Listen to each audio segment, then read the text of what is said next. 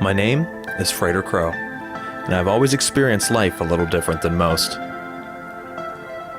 The veil between the spiritual and physical planes have always been thinner for me than that of your average person. Since a child, I've had the gift to see, talk, and experience the presence of spirits and ghosts. I've used this ability to give voice to those that have passed and no longer are heard or seen by the masses. With my good friend and partner Daniel James, we will shed light onto so many topics and do our part to bring to the surface what often is hidden in darkness. My name is Daniel James. As early as I have memories, I have had sightings of UFOs, shadow people, beings from other realities, sleep paralysis, and a call to the unknown. My interests in the paranormal has led me into producing films, documentaries, and web series about all of the mysteries that I chase. Now, my journey has led me here. To share these stories with my partner Garrett, and with you.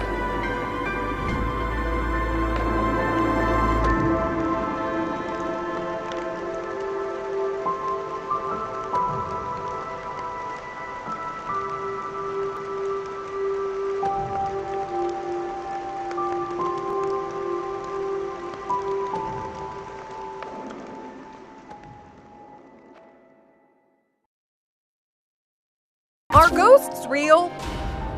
Several recent encounters suggest there might be more things in heaven and earth than we can dream of. So are werewolves just a Hollywood creation, or do half-man, half-wolf creatures really exist? Now, tonight, we kick off our Conspiracy Theory Month series, which was The legend of the vampire actually goes back for centuries, and it exists in some form or another in almost every culture. In fact, some people believe the first vampire story was in the Bible. Well, for decades, only crackpots and crazy people believed in UFOs. That's what I thought anyway. And then in recent years, it turns out that governments have been taking them seriously all along. Try and clear up an ancient mystery with the help of a prominent veterinarian who says she can prove that Bigfoot exists and that he's related to all of us. New reports, 5 pilots coming forward over the weekend saying they've had multiple mid-air encounters with high-flying, fast-moving objects.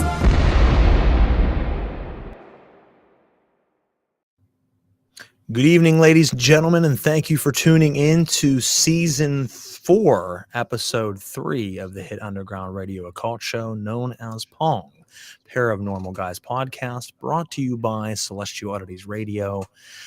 Daniel, for some reason, I'm hearing an echo of everything I'm saying. Echo. Well, it wasn't there before. Guys, we're running a little late today because we've had a heck of a stint of technical difficulties, and it seems to be furthering. It's always this show. For some reason, this show doesn't want us to get our stuff out there. Now you're sideways, sir. You gotta hang on a second.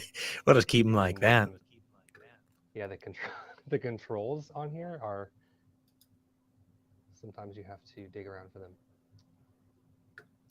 We have people saying that they're not hearing the echo on their end, but I am certainly hearing the echo on mine, and I'm not sure why I would be. Let's try this. If I get rid of that, are you guys still hearing both of us correctly? Dan, say something. Yes. See, now you're gone. 1, 2, 3. So if I get rid of your channel, I can't hear you. There's no echo. As soon as I bring you back, there's an echo. I'm not sure why. Okay, hang on. Hi, Frater. Hi, How about sideways, Daniel. How about now? Let me see.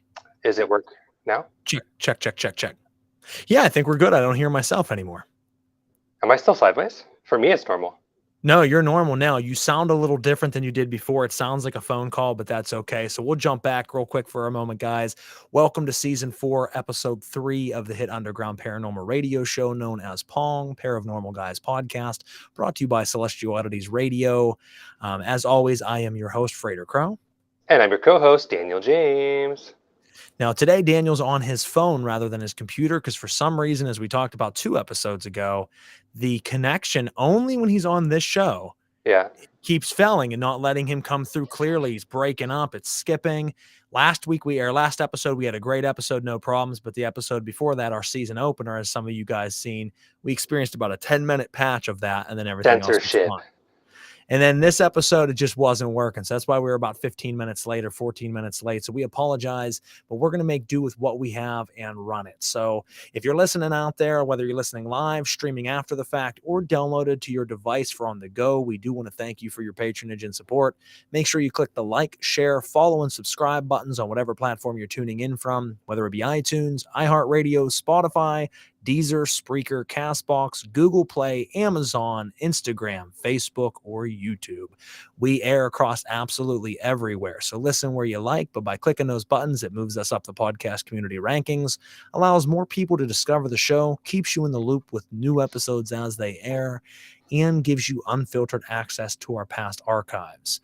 Now, guys, if you are listening out there, I have a very special announcement because I told you I was contemplating whether or not I was going to end the radio portion of the show, and I have decided to do so. So going forward, this is the last episode where we will be on all of those platforms, and you'll hear me give that spiel that I have done for years.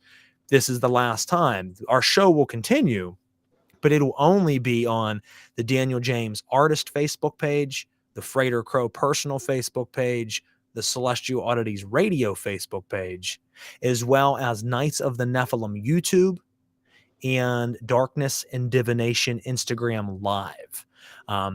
The other platforms will end. So the radio portion where you're only listening is audio and there's no video, that will be going away, and it'll just be Facebook, Instagram, and YouTube.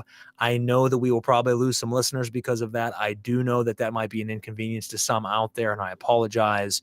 But it's a lot to run two different dashboards at one time for starters. And the second thing is just merely cost of how much it costs per year to run both of them and do everything that we're doing. So kind of phasing out some of those things, such as those other stations. Knights of the Nephilim, which is the first time I'm bringing this public, only has anywhere between 4 to 6 episodes left, and I am closing down that show. So, if you're a fan of that show, make sure you check out the next 4 to 6. And the reason I say 4 to 6 is simply because I have 4 guests locked in. The other 2 I'm waiting to hear back on. I decided to extend it. We're going to be the last 4 of the season. Going to have another season next year. I decided not to do that. Add 2 on from next year that I really wanted. And if they say yes, we'll have 6 more episodes left, and I will be closing that down. I do want to thank each and every one of you for your support over the years on that show. I love doing it, but it is time to put it to bed. My spirit guides are telling me that it's time to move on to some other ventures of mine. They were actually the reasons I got into it in the first place, through ritual, that I was told I needed to make a platform to spread occult knowledge. And I've been told that it's time to hang that up. So we're going to go ahead and do that. But, make sure you like those episodes, share them around, and enjoy them. And as far as this goes, we want to thank you for tuning in the last 3 episodes. We talked last episode about... What was our last episode? Our last episode was Russian sleep experiments. That was our first one, wasn't it? That was our first. Yeah. I'm confused now, Dan. It all blends together, brother. No. It was the UFO stuff, like the mainstream media and extraterrestrial. Yes, that's what it was. So first episode, folks, was the Russian sleep experiments. And then the second episode was, red flags and things that are going on in the media of why they're pushing a UFO agenda and what that could mean in different scenarios there. And then this episode tonight is about Samhain and breaching the veil and this time of year, why it is so spiritually active and some of the history behind that. So if that's a topic that interests you, then certainly stick around and share it around. We appreciate your patience, and sorry about the technical difficulties. Dan, we are back again, brother. Yeah, here we are. As per usual, something's wrong with my fucking internet, but we persevere. We persevere. Well, folks, no, I think it's censorship. I think it's like targeted attacks. You know how like certain YouTubers will have their channelers like suspended or deactivated because of the shit they talk about. I think my whole house is under like attack in terms of like, oh, there he goes again, we got to do something to fuck with this shit. Well, I can't either agree or disagree with that, because I can tell you that firsthand I experienced something very similar last year where all my stuff was just vamoosh, gone. Years worth of work just vanished in seconds for nothing. I never was told the reason, as most of you out there know. So I mean, It's hard to say, honestly. I mean, there could be, because I feel that certainly was an attempt to silence me, because That's I right. was never told the reason, and all of a sudden, boom, your accounts are all shut down. And luckily I got at least, this one back for the time being. But, if you're listening out there, folks, tonight's episode's on Samhain. Now, Samhain, some people say Samhain because they don't know how it's pronounced. Samhain. It's Samhain. And Samhain is an Irish word that extends from a Gaelic festival that celebrates the month of November. And it's celebrated on October 31st as the eve of Samhain, going into the month of November. And what that celebrates is the end of harvest season and the end of longer days and shorter nights into the changeover of shorter days and longer nights, the darker period of the year, a time for reflection on what has been and to contemplate what shall be soon. And there's been so many different things over the years, and mysteries and lore and tales, and it sparked what we know as All Hallows Eve and Halloween and so much more. But it extends from pagan roots, and it extends from Samhain. So we want to talk a little bit about this because, as I'm sure most of you've heard out there, this time of year, the veil is thinner. And some of you might know what that means. Some of you might not. And why is it thinner? How do these tales come to be? Is there truth behind that? So we're going to dive a little bit into it. I don't think this will be a long episode tonight. I think it will be shorter. Right. But if you guys have questions or concerns, you can feel free to, comment wherever you're listening in from, and we will see it. We'll add it in to the show. We'll answer it as best as we can. If you're listening on the radio, we won't see those comments, but anywhere else we will. And we'll go ahead and kind of jump into it. But one of the things I wanted to start with is, you hear about jack-o'-lanterns and costumes, and you might say, well, where does some of this stuff come from? I want to tell some cool stories that I know that stem from history. Jack-o'-lanterns. So there's an old Irish tale that talks about a guy named Jack, walking home one night after a night of gambling and drinking and partying. This is from a long, long time ago. And on his walk home, he has an encounter with the devil. No one knows exactly what was said during this conversation, but somehow during this conversation, wanting to outsmart the devil because he must have been in fear of his life, he was able to get the devil to climb up a tree. And after he climbed up a tree, he marked the base of the tree with crosses, and the devil couldn't cross over the crosses, so he was stuck in a tree. So a bargain was made that he would remove the crosses and allow the devil to come back down, as long as the devil promised that once he passed, that his soul would not go to hell, and that while he was here, he would be able to enjoy the pleasures of life. The devil agreed. So as the devil came back down and went back to his realm, Jack continued to live the rest of his life enjoying the material pleasures of life, gambling and drugs and drinking and sex and all of the things that we enjoy. And Jack eventually passed. Well, the devil kept his promise and did not allow Jack to go to hell, but he also couldn't go to heaven for all the things that he did on this earth. So he's stuck in this limbo realm, and it was very cold out this time of year, and he passed around this time of year, around Halloween, around Samhain. So the devil, kind of in a mocking manner, as he was turned away from heaven and he went to try to go to hell, and the devil says, no, I'm keeping my promise. He threw him a coal and says, you can have that. Well, Jack picked up the coal and didn't know what to do with it, but he wanted to stay warm. His spirit needed to stay, warm. He picked up a nearby turnip or gourd, hollowed it out, and threw the coal inside of it. In its glow, he hovered around, and the rest of his spiritual life, he wandered, still to this day, this earth, carrying around a glowing jack-o'-lantern of heat to keep his spirit warm as he stayed in his purgatory state, the Purgatorian pit. That's where we get the tradition of jack-o'-lanterns and pumpkins. Now, added to this later on, that this night became something to celebrate spookiness and devils and demons and ghosts and things. They carved faces into these gourds or these pumpkins, but originally it stems from the heat emanating from this gourd, this coal from hell that kept Jack, the man who outwitted the devil, warm. So a lot of people did not probably know that. I think that's a really cool tell of this time of year and this season of where that story came from, that lore. And I always found that to be an enjoyable story. Yeah, that is cool. I oftentimes think in terms of history.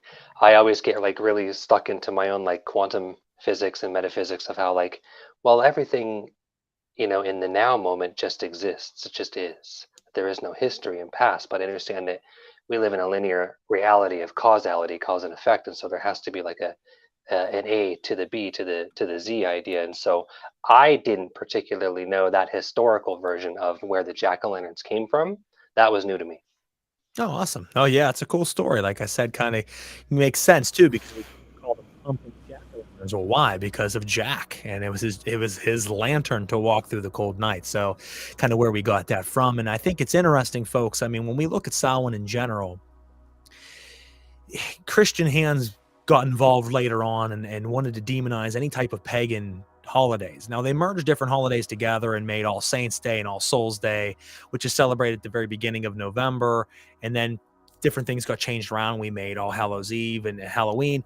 Now, when they took the pagan festivals of Samhain, they kind of demonized it. And they said that, whether it's true or not, once upon a time that the pagans were sacrificing humans and animals to the gods during this time of year because it was a frightful time. They went from fruitful harvest and sun and warmth and long days to all of a sudden the world changed and was cold and everything's dying around them. And they didn't quite understand things the way we do nowadays. So they felt the gods are angered. We have to appease them by giving them blood. Now, whether this really happened or not, it's hard to say because we know how much that Christianity has demonized a lot of different cultures and tried to make it something that you shied away from or kind of thought was repugnant in ways. I don't believe that that was a popular thing. Was there people out there that did that? There very well might have been. I don't think that was a popular event that happened. But there was a heavy belief that on this night was the last night of the year that spirits, it was a time that spirits were able to come through more easily, but it was the last night of the year where spirits could come through and get retribution for any wrongdoings that anyone has done to them.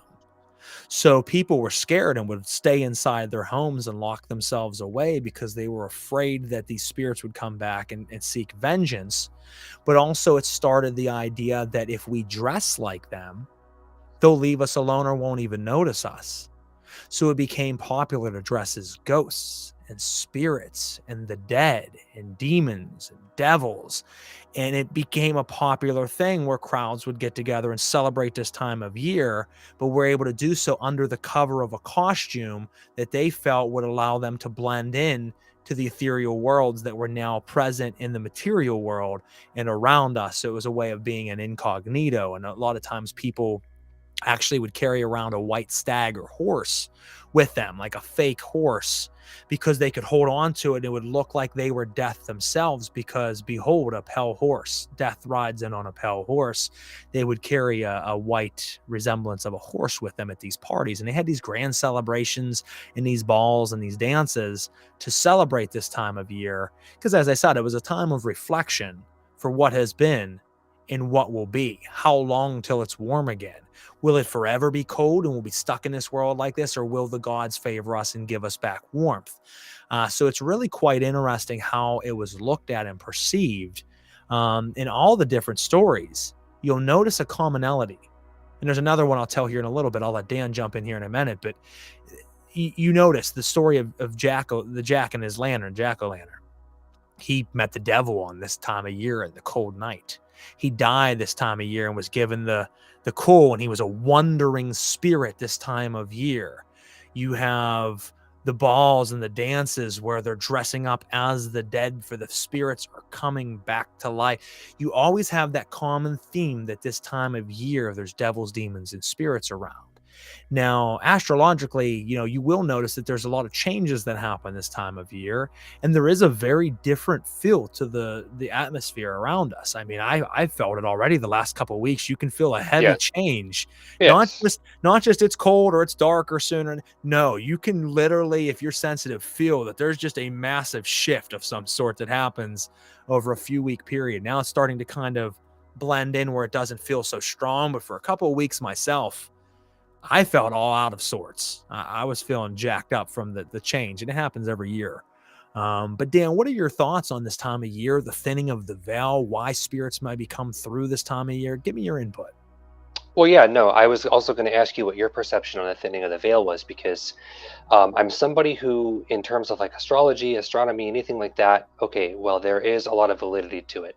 There's a lot of merit. There's a lot of people that actually base and build their whole lives around those tools and following those charts and what they mean for, like, in terms of things like Mercury retrograde, you know, certain planets in certain rotations and how those affect Earth and how those affect human consciousness. So just using that as an example, as a thread to connect the concept of this time of year of October, November, fall, All Hallows Eve, Halloween. Okay, so the thinning of the veil. So then why do we think that's happening, and what exactly are the effects of it? And it ties me back to astrology.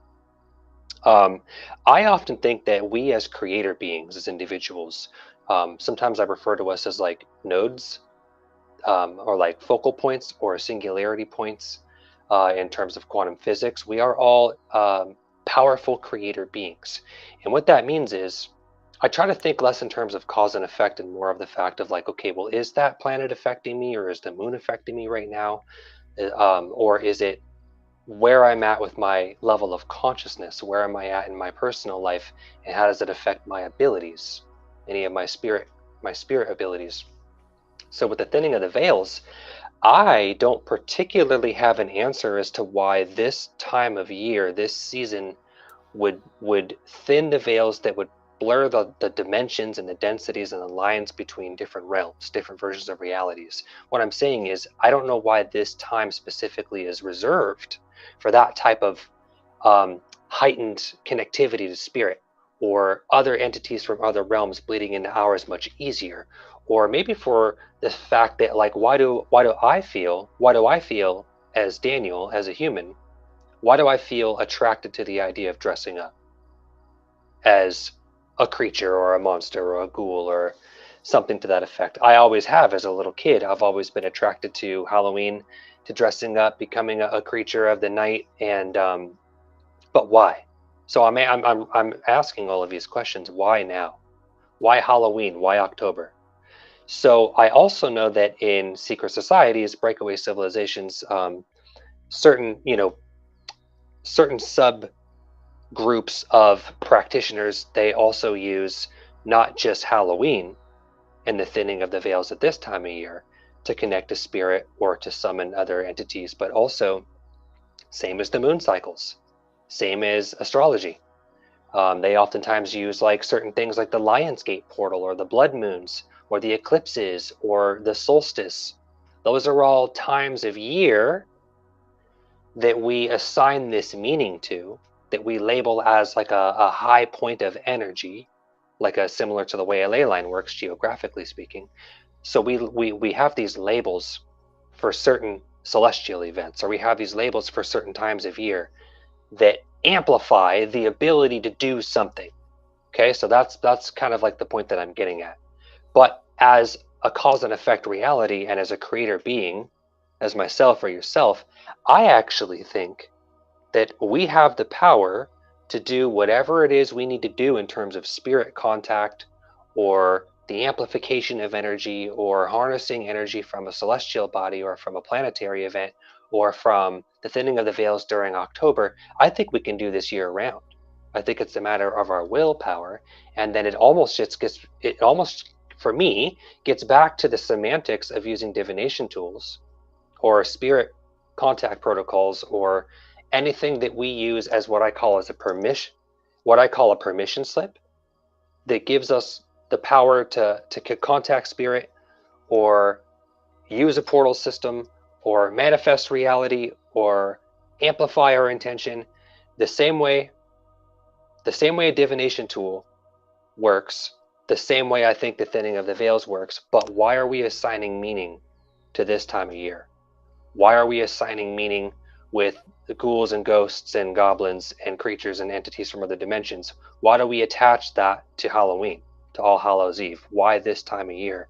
Why do we say that when Mercury's in retrograde, it negatively affects our electronics and our reality, and we shouldn't make big changes in our life, or we shouldn't like do certain things or go certain places because of this solstice event or this Lionsgate. So I'm actually opening a discussion with you, Frater, is like the why do we assign meaning, or in terms of the thinning of the veils of October, why now? Why not January? Why not April? Why do we as beings that exist here and now in the now moment, that exist now in the now moment, that we have access to these creator tools all the time as a result of our own free will? What is significant about October and Halloween? What is significant about the Lionsgate portal in August? What is significant about the solstice in June? Do you know what I'm getting at? Why now? I mean, there's several things that I think play a factor into why. I certainly think the zodiacal wheel and the archons, which are the planetary bodies, I think that they do have a very strong hold on humanity and our consciousness. And as they change, they do change things within us. So as we feel the change of the season and the planetary changes, we physically feel, most of us, something switch, and you actually can feel that influence on us. So I think that plays a part of it, that it's a natural cycle made by the demiurge to create these changes. For whatever reason, it needs to change throughout the year certain ways as a mechanism. It's a stage, and it's setting up for the next scene. Now I can see that. Now I think a big part of it is too, with this time of year, there's a lot of death, there's a lot of shedding, and that can be very important for spirits, because spirits need nourishment and food to be able to feed off of in order to energize themselves to be more present in our material world. So as the flowers are dying and either going to come back next year if they're annual flowers, or they need to be replanted because they actually die, you have these flowers and these plants dying. You have the leaves falling off the trees, and the trees going from vibrant lush green trees to dead withered branches. All of this death is I don't want to say worldwide, because some places are tropical, but for the most part, a big chunk of the world, or this earth, dies and drops to the ground, and is a massive nourishment to spiritual energy to be able to show itself this time of year. Okay, I see that. I think that another couple of reasons would be, for the places that do get cold in wintertime, that for the spirits of the dead, as someone who, investigates paranormal, phenomena, a lot of times certain classes of beings do make a coldness in the room. So even if it's a hot day, you'll feel the weather change and the coldness come. You know what I'm saying? And if it's already cold, I believe that it makes it easier for these spirits to come through, because what happens is, it's not necessarily that, how can I explain this? It's not necessarily that their presence just makes it cold. It can. But what really is happening is the dimensional shift from their realm to ours breaks through such a quick barrier that there is a atmospheric change which brings coldness. Okay. And when it's already cold, I think it allows for that transitional doorway to activate a little more easily. Amplify. Like a conductor. Exactly. It's more of a conductive or conducive state to be able to do that. The other thing I would say is that the human psyche, this time of year, takes a shift. So we, from all the stories of time, have always had a fear since the beginning of winter, of the changing of season. Fear is a great amplifier to cause phenomena to happen. Right. And sorrow and depression, which happens with long, cold seasons, and some people don't have a lot to do during the winter. So instead of being out and about and being an active body, they sit in their house all winter. They're depressed. They're sad. I mean, how many people, the suicide rates obviously heavily amplified during wintertime. Yeah, that's right. I think that if you mix the cold weather, which is a great foreground for spirits to be able to come through more easily, the celestial bodies lining up for more power to be in the air to feed off of that dead energy, our human psyche giving off fear and sorrow and sadness, it all lays the perfect stage for this explosion of spiritual content to come through. So that makes sense.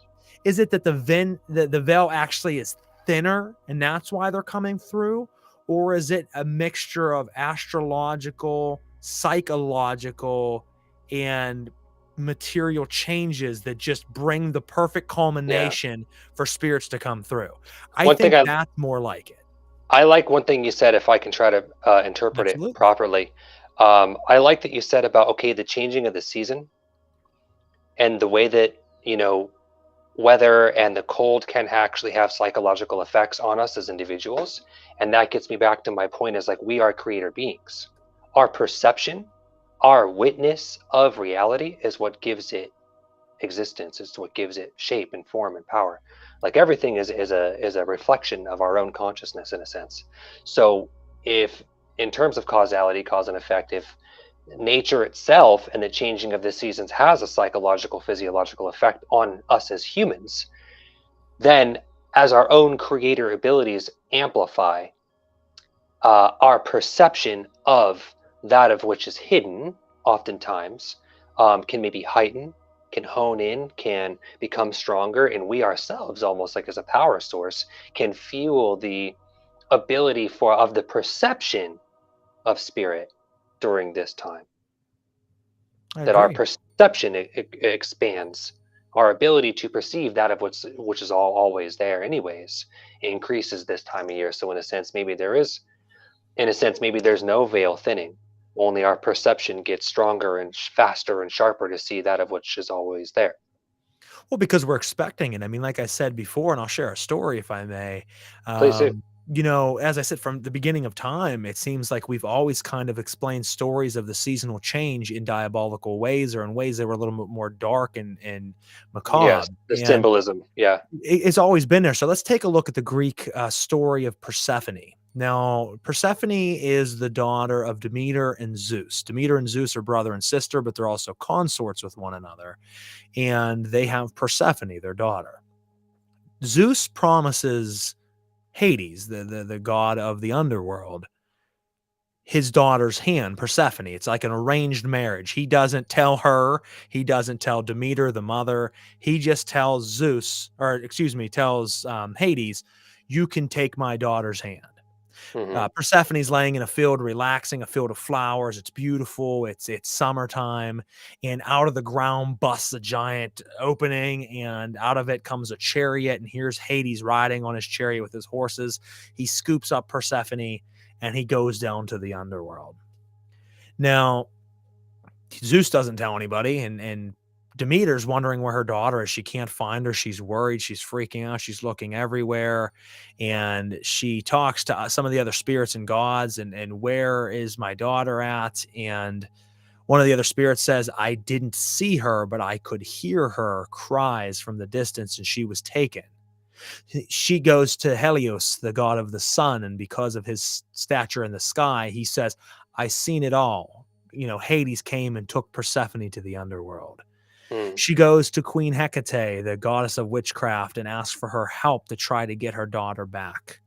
But in her lamenting time period, Demeter is the goddess of harvest and of fruitful, plants and everything that comes along with harvesting. So in her sorrow and depression for her daughter being gone, she lets everything die. And for the first time in history, the plants die. The sun goes away. It gets dark. It gets cold. As the plants die unexpectedly and no one's saving up the grain properly, thousands of people die. So now you have this switch from summer and beautiful time period to just a fall into darkness.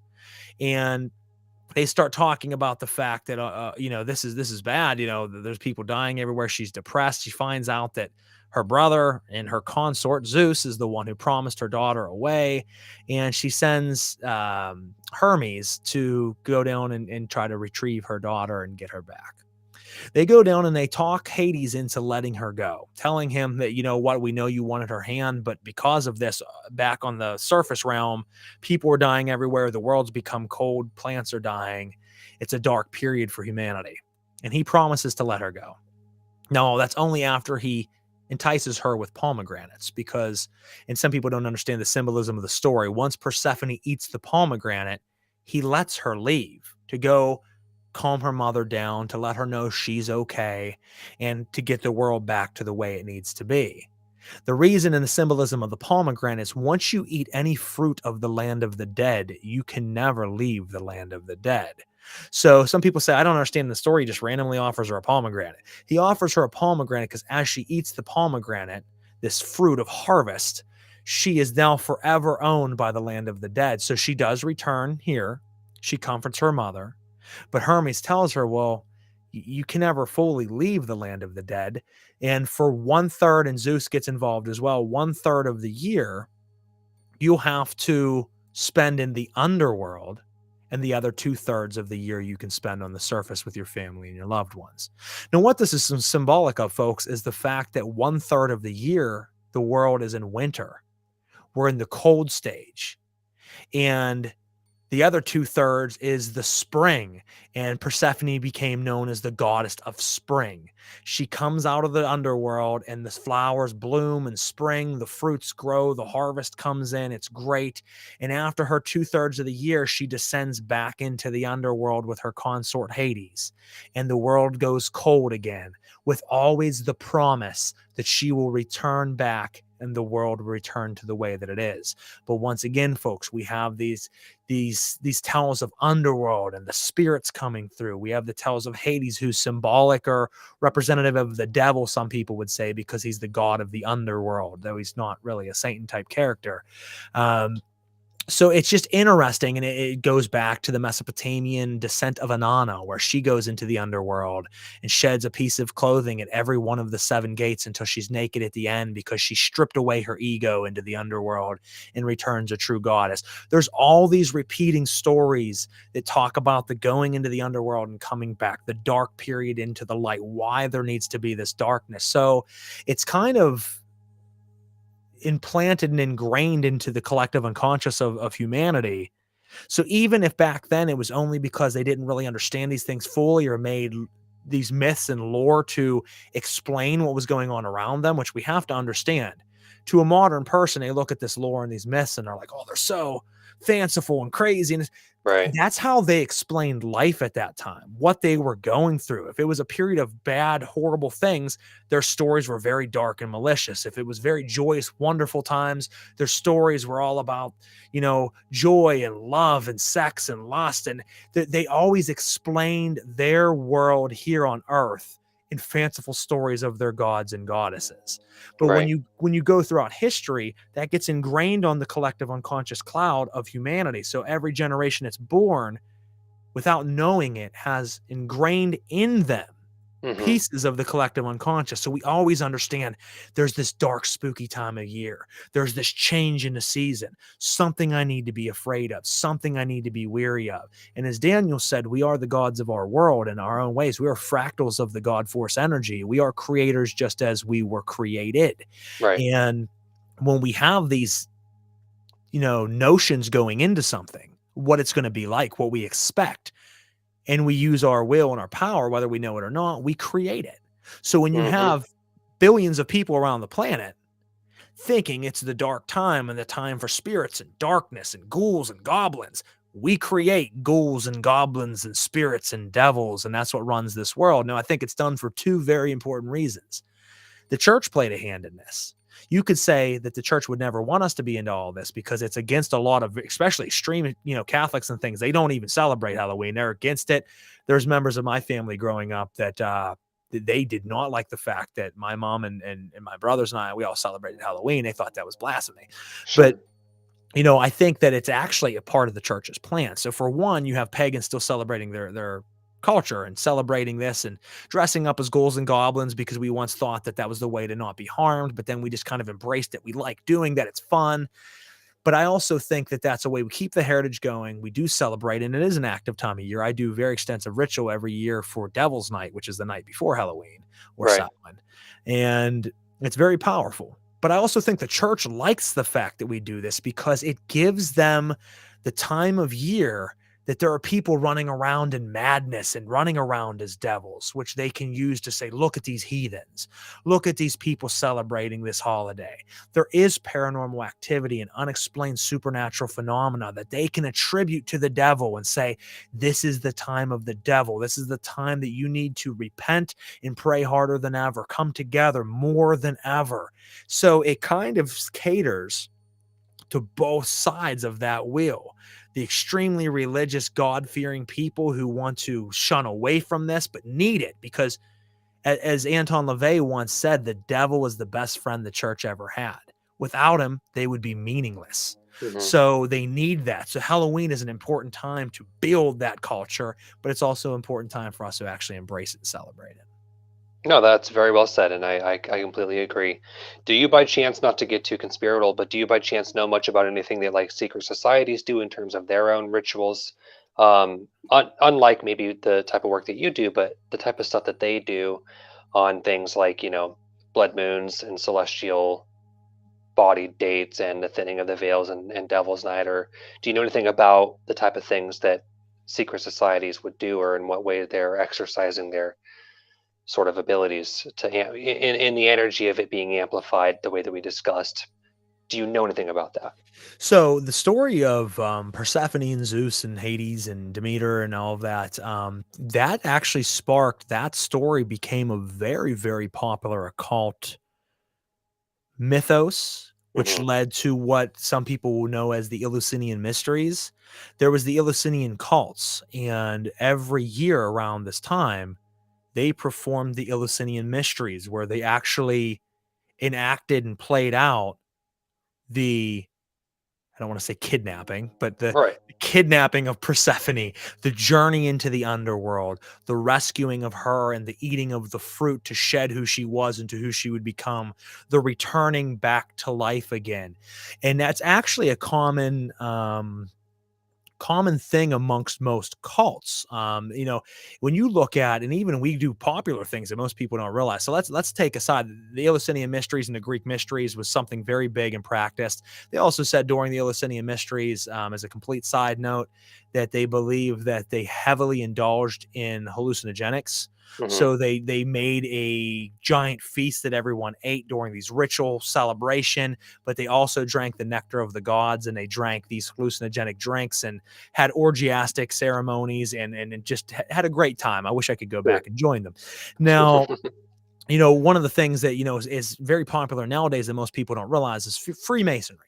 Every town that you go to in America, pretty much, if you drive through, you'll see a sign on the side of the road to say everywhere Masonic Lodge somewhere. Now, I got 3 of them in my small town. Yeah, exactly. There's a lot of Masonic lodges out there. Now, I'm not saying that all the Masons are into this, because a lot of them are just into it for brotherhood, to be a part of an organization, to help community. It depends on the level. Yes. And as you get to further levels, especially certain groups of Masonic lodges, and you have groups out there like the Odd Fellows, which you don't hear a lot of, but the Odd Fellows were another fraternal order of occultists. One of the big things that they do is they enact the journey into the underworld and death. And they will strip you of everything before your ceremony. No wedding rings on, no jewelry on, no clothes on, no cell phone. You are stripped naked. And you are thrown into a casket and buried. And then they dig you up. They open up the casket and you emerge into the world as a grown man. But that symbolizes the death of yourself and the birthing of a new self, the shedding of who you were, the animal-based self, into this higher spiritual being. You emerge from the coffin as you emerge from the womb, naked and new, with nothing on you. And then they give you the robe that you put on and the adornments that you wear as a new brother of the Masonic Lodge at higher degrees. And you worship in front of the giant G. Most people say that's God, or they celebrate that as Gnosis, or as the generative principle. Some people actually say that Masons worship Lucifer. There's heavy ties to that. Now, that would be another cult that's out there that certainly celebrates those things. It doesn't have to necessarily be this time of year, but it's still a ceremony is very representative of those ancient pagan ceremonies where there was a darkness after the light before the dawning of a new light, a new year, a new season. Because pagans look at this and witches look at this as All Hallows Eve or Samhain is the witches and pagans' new year. We don't celebrate it on December 31st or January 1st. We celebrate it on October 31st, because as we wake up November 1st, it is a new witches' year. So it's cold for a while, but then as we flip over into the next year, which for us is still the same year, it's confusing. Spring happens, a new birthing, a new self, a chance to be a new you. And a lot of ancient cults and practitioners out there have adapted that in one form or another. And some of them might have absolutely no idea that it's an adaptation of that. That makes sense. I was curious what your perspective is, and I think that there are also other secret societies that we know nothing about that probably use times like this thinning of the veils to do probably more horrible things that would get us banned on YouTube, so I won't say them out loud. It's okay. I'll throw some out there. I won't go too deep into it, but this time of year, folks, as I said for myself personally, I do on Devil's Nights, October 30th, every single year, a very extensive demonic ritual and pact. I do other ones throughout the year as well, but this is a very special time for me. It's my favorite ritual of the year. I prepare for it pretty heavily, and it's a time where I reintegrate my structures that I've already put into place. So very similar to and reminiscent of what we already talked about, where I reflect on what has been and I envision what is to come. Re-strengthen my pacts with the spirits that I work with. I thank them and give them a feast and an offering. So a very elaborate feast and offering and a banquet. It is me with a full-blown Thanksgiving feast for my spiritual counterparts as a thank you for what they have provided and a contribution to what is to come, but a restructuring and strengthening of the pact, and any new changes that need to be made on the pact is made. And that is everything from food, like I said, to liquid libation offerings, candles and incense, to blood offerings. So, I mean, it is something that is very involved and deep, but it is a very, very potent time of year to be doing so. And then after I am done, I am dancing, with the devil in the pale moonlight in cemetery. And I won't say where because I don't need anybody trying to hinder my shit, but you will find me late into the evening on Devil's Night dancing in the graveyard with the dead. And it is a very important and powerful and very, very pivotal thing for me personally. And I think it's something that there's a lot of fruit to be grasped from that, because it is always very powerful and it always sets forward for a very powerful and new structure of the next year. Okay, so then I'll end tonight's episode with a question that I'm just curious to hear what someone like you would say to it, because it's how my mind works all the time. Please. All year round. Is there something you can do, or something that you might be able to change, or a different exercise or a different practice where you can make that same connection and give that same respect and also yield the same results at any moment of any day that doesn't have to be special, like October 29th or October 31st or the thinning of the veils or on any celestial body date? But can you recreate that same honor, respect, and also yield the same rewards of doing those things in any moment and anywhere? Is there a way for you to, in a sense, almost not need this particular time of year for the same results? That's what I'm asking. I think absolutely. I mean, part of my practice is this is common throughout the year. So giving a feast, giving blood, giving liquid libation is part of the normal practice. I think that we place, personally as humans, we like to place value on things and specialize things. That's what I'm saying. It can be March 20th. It can be June 17th, and you still have a very powerful result, still give the feast, still have life-changing phenomena that happens. Absolutely. Yeah. But it's almost like, Valentine's Day. Mm-hmm. Every day we should love our lover. Every day we should tell them we love them and cherish them. And I hope that you do. But that day is something that we symbolize as special. So that day, love is in the air because everyone's buying everyone else flowers and chocolates and teddy bears and doing all these things and going out on dates. So it puts something in, once again, to the collective unconscious or to the consciousness of humanity as being the special day, and more love is in the air than normal. And in a way, that's true.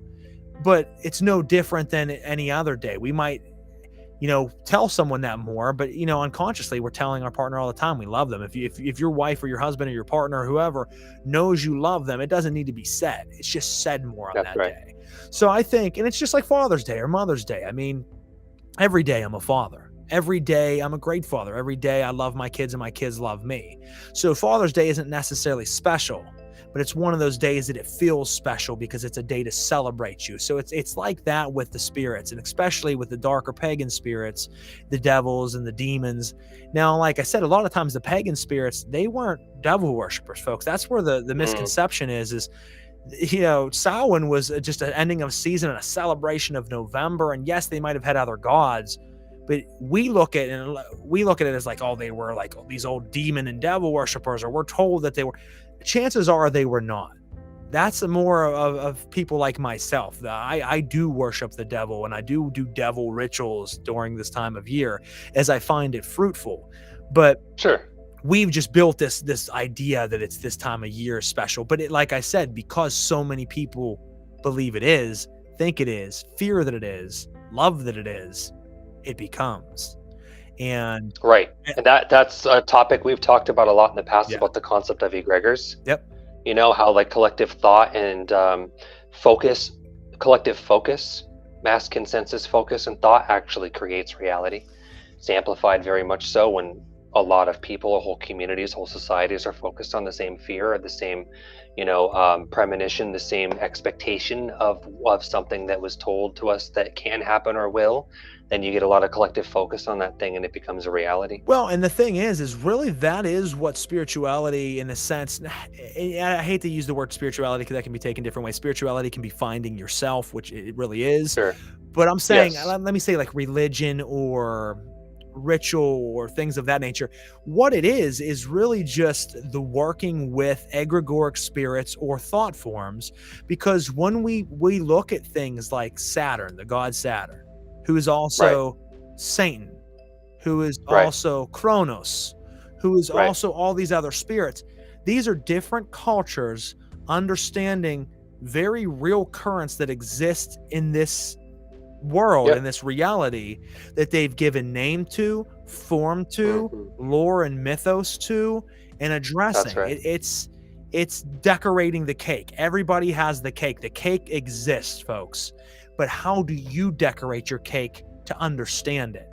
And that's what we do. And egregores are really, that's it. That's it in a nutshell. So I've talked about before, and I'll throw this out there real quick, folks, is kind of towards the end of this. Lucifer never existed. Lucifer was never a fallen angel. It was never a spirit in the sense that the Jews and the Christians believe, and the world now as a mass consensus believes. Isn't that amazing? It was a misconception. In the original Hebrew and Aramaic and Greek, it didn't say Lucifer. It did not talk about an angel at all. And once upon a time, one of the bishops translated them into Latin, which was the officialized language of the Catholic Church. They created the book called the Vulgate, which was the Latinized translation of the Old Testament. So you have the Torah, you have the Tanakh, you have the Septuagint, and then they created the Vulgate. These are different languages, understandings of the Hebraic Torah, the Old Testament, the first 5 books of Moses. And when they translated it, phosphorus, they translated it into, morning star, the light. They transferred it into the Latinized word was Lucifere or Lucifer. Now, people took that as being, oh, how you have fallen, great Lucifer, son of the dawn. Have you fallen, great Lucifer? Well, oh, that's a being. And they started thinking it was a angel and all. And then John Milton in Paradise Lost, which is a very famous story, made it more popular by talking about how he was a fallen angel and he was the leader of hell and he was Satan himself. And it created this pop It culture, gets distorted and embellished, Yep, and over time in pop culture these days with movies and books and all of these other things, Lucifer is real. I know many practitioners who have conjured Lucifer, who have had beings show up in their temple as Lucifer, who has talked to them. They've seen physical forms, who's made great changes in their life, who have struck down their enemies. All of these amazing things were done by this egregoric spirit. Does it make it any less phenomenal? Does it make it any less powerful?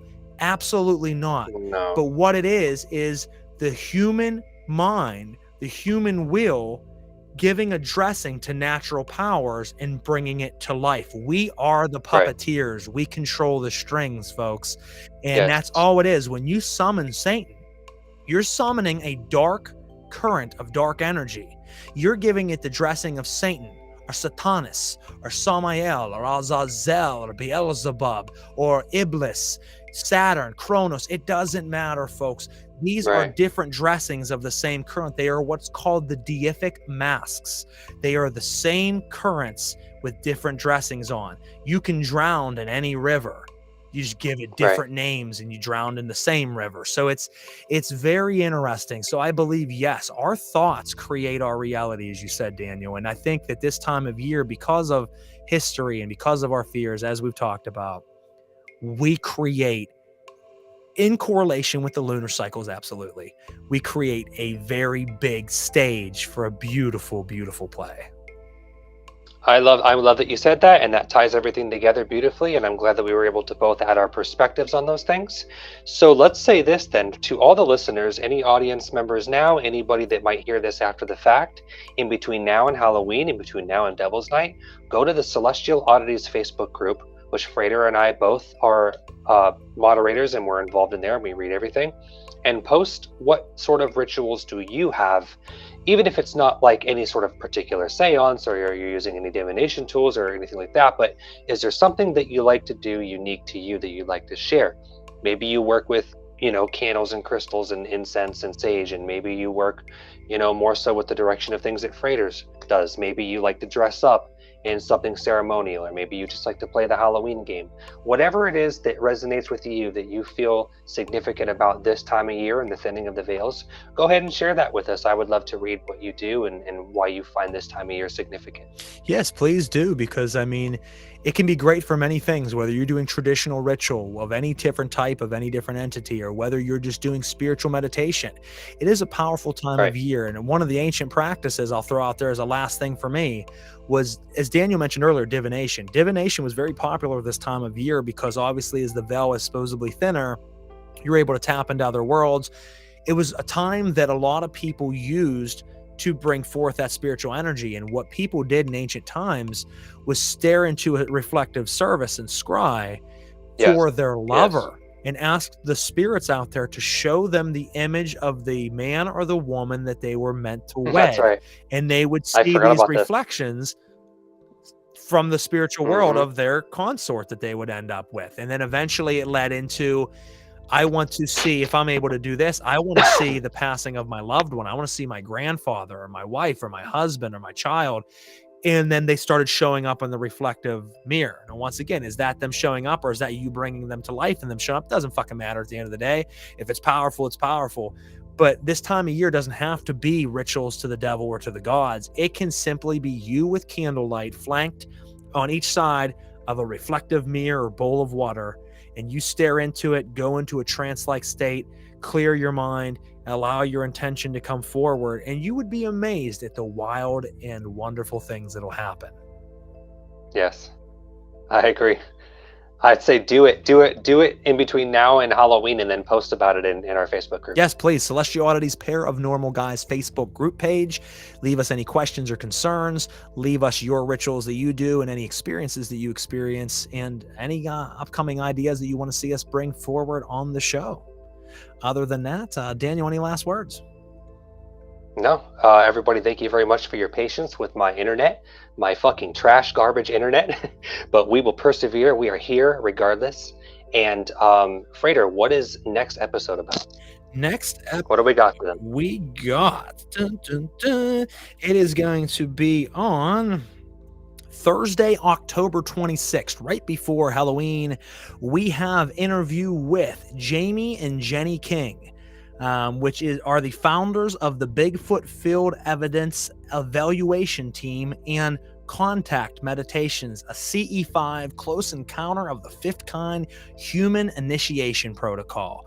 We met Jamie and Jenny at the HillCon Paranormal Convention a couple years ago at Hillview Manor in Pennsylvania. That's right. Wonderful couple. They go out and do a lot of lectures and presentations. They're constantly in the field doing work and going out there and teaching people. And we just really connected with them. And we said, someday we're going to have you on our show. Well, that day has come, folks, and you can check them out on the 26th, 8:30 to 10 p.m. on a detailed interview with the two of them. So make sure you check that out. We have a lot of other great, conversations coming up between Daniel and I, deep diving into content, other interviews coming up throughout the year.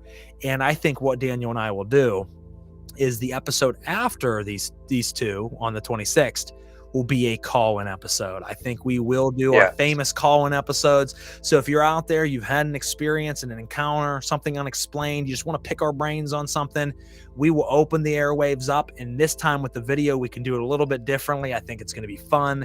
We can bring you guys on, hear what you have to say, and we'll have a nice connection with our fans out there. So stay tuned for that. And other than that, guys, as always, it has been a pleasure. And we will see you on the 26th. Celestial Oddities, Pair of Normal Guys, signing out. Thanks, guys.